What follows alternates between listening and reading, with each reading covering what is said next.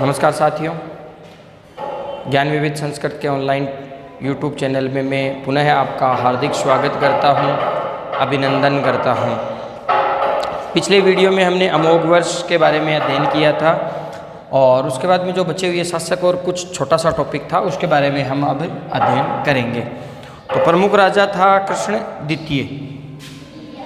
इसके बाद में जो राजा था वो था कृष्ण द्वितीय। कृष्ण द्वितीय, सॉरी द्वितीय का तो छोटी सी बात आती है, तृतीय। द्वितीय से कोई क्वेश्चन ही नहीं पूछा जाता है, तृतीय की हम बात करते हैं। इसकी दो उपाधियां हैं, एक तो है दक्षिणापथ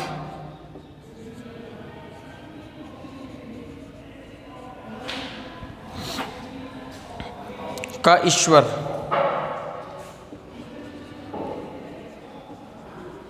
यानी दक्षिण का ईश्वर। दूसरी इसकी उपाधि है काची युमत। ये भाई थोड़ा सा नाम, काची युमत जयाकोंड।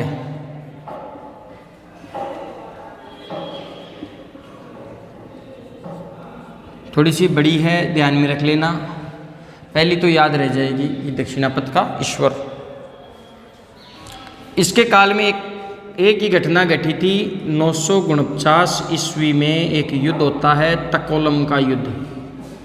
ये इम्पोर्टेंट है, बस ये युद्ध याद रखना आपको, तकोलम का युद्ध।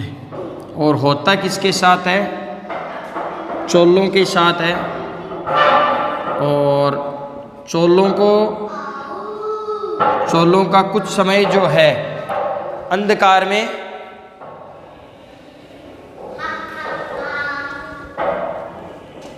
चोलों का कुछ समय जो है, कुछ समय के लिए चोल जो है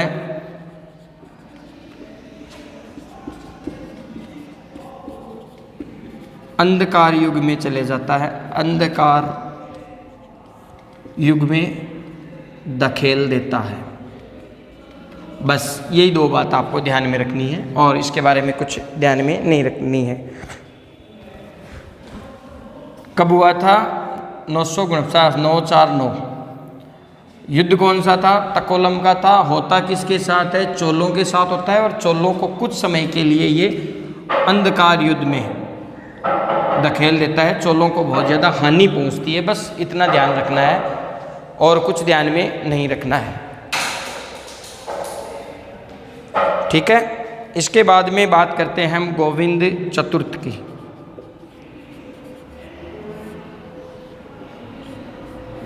गोविंद चतुर्थ, इसके बारे में ही 2 या 3 बातें हैं। उपाधि है स्वर्ण वर्ष।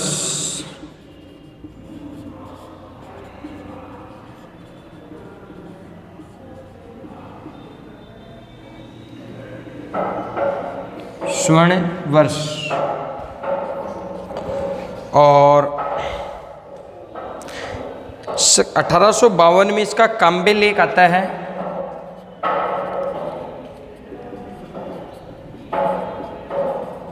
काम्बे लेख।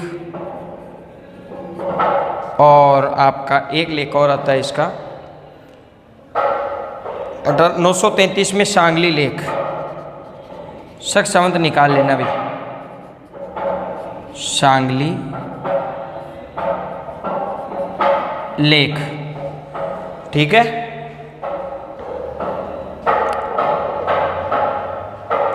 इसके समय एक जन विद्रोह हुआ था। इसके समय एक जन विद्रोह होता है जिसका यह सामना नहीं कर पाता है। बस यही बात है, कर पाता है। इस वंश राष्ट्रकूट अंतिम जो शासक है, अंतिम राष्ट्रकूट शासक जो है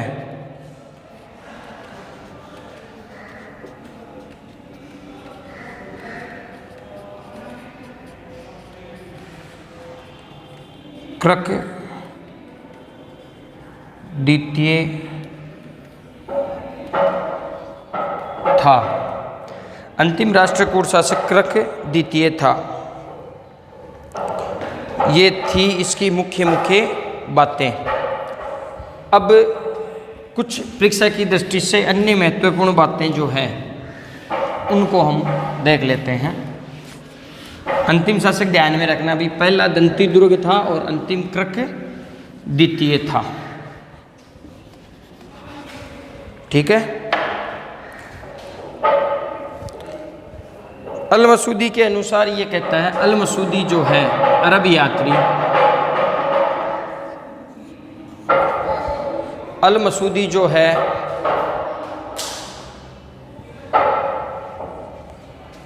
के अनुसार राष्ट्रकूटों की सेना जो थी, राष्ट्रकूटों की सेना का जो मुख्यालय था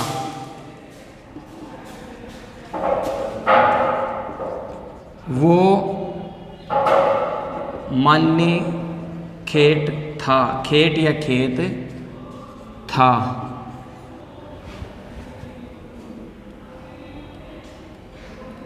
मान्य खेट था। ठीक है। अरब लेखक अबू जैद जो है,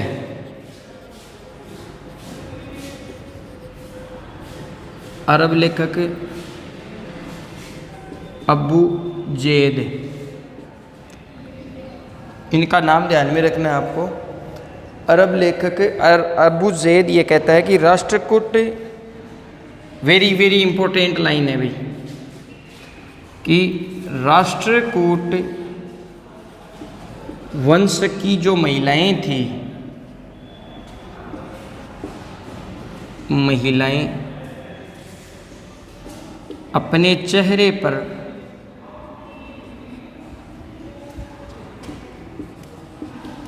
पर्दा नहीं डालती थी, डालती थी। ये बात कौन कहता है? अबू जैद। ये बात भी ध्यान में रखना है। अल मसूदी वाली जो बात है वो भी आपको ध्यान में रखनी है। राष्ट्रकूटों की जो मुद्राएं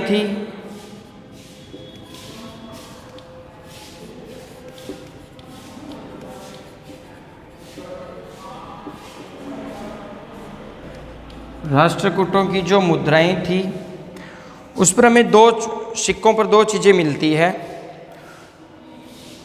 कभी विष्णु के वाहन गरुड़ की,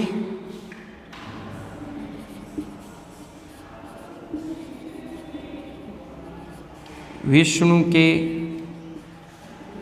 वाहन गरुड़ की, तो कभी अपने जो शिव है, लॉर्ड शिवा जो है, मुद्रा में बैठे, योग मुद्रा में बैठे,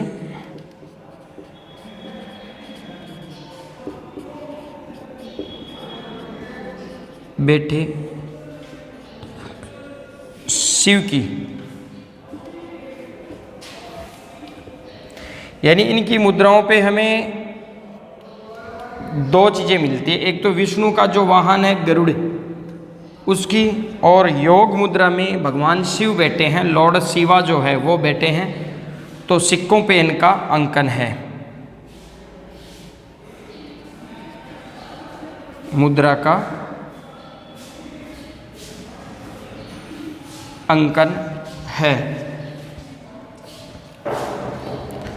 इसके बाद में हम बात करते हैं तो इस समय जो बौद्ध धर्म जो था, पालों की अगर हम बात करते हैं तो पाल जो थे अंतिम रूप से इस धर्म को मानते हैं, जो बंगाल का था। और बंगाल में का था, गौड़ जो देश था, गौड़ प्रदेश जो था, है ना, गौड़ का राजा जो शशांक हुआ था, और शशांक ने हर्षवर्धन के भाई की हत्या कर दी थी। इस समय बौद्ध धर्म का केंद्र जो था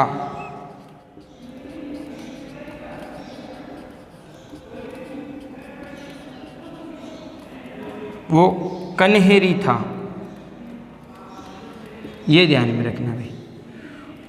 कन्हेरी था। हालांकि ये बौद्ध धर्म को कुछ संरक्षण भी देते हैं, सहायता देते हैं, लेकिन मुख्य रूप से ये ज़्यादातर जो शासक होते हैं वो जैन मतानुयायी होते हैं। जैन, जैसे अपने राष्ट्रकूटों की एक एलोरा का जो कैलाश मंदिर है वहाँ पर 34 गुफाएं हैं। तो 34 गुफाएं जो है वो हिंदू भी है, जैन भी है और बौद्ध भी है। ठीक है, इसकी बात हम बौद्ध धर्म का जो केंद्र था वो कन्हेरी था, ये ध्यान में रखना है आपको।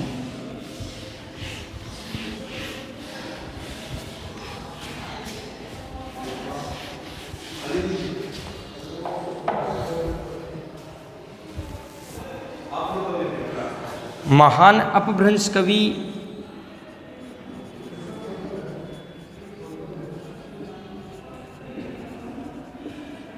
स्वयंभू, ये इंपॉर्टेंट है अभी, इनके दरबार में थे। इनके दरबार में थे कौन थे? महान जो कवि स्वयंभू जो थे वो इनके दरबार में थे।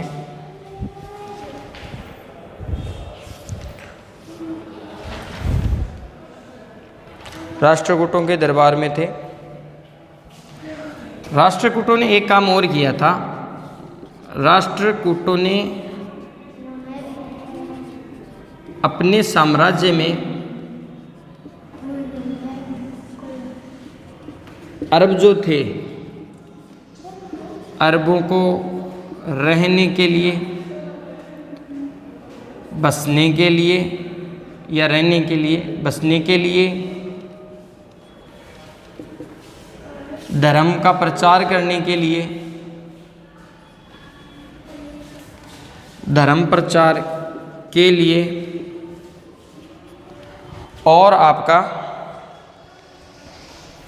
मस्जिद, भाई धर्म इनका इस्लाम था, है ना, और मस्जिद बनाने का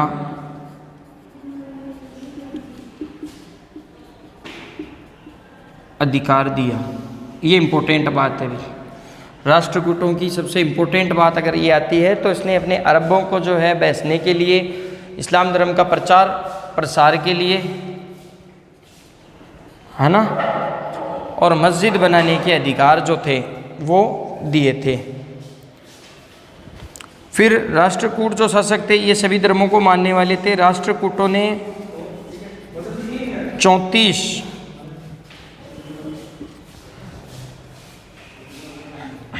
एलोरा में गुफाएं हैं। एलोरा में ये 34 गुफाएं हैं और इन गुफाओं में जैन धर्म, बौद्ध धर्म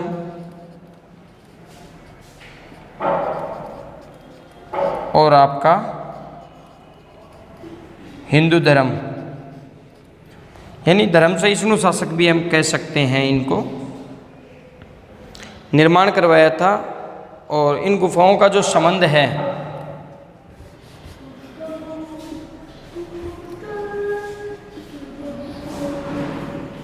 निर्माण कराया और इन गुफाओं पर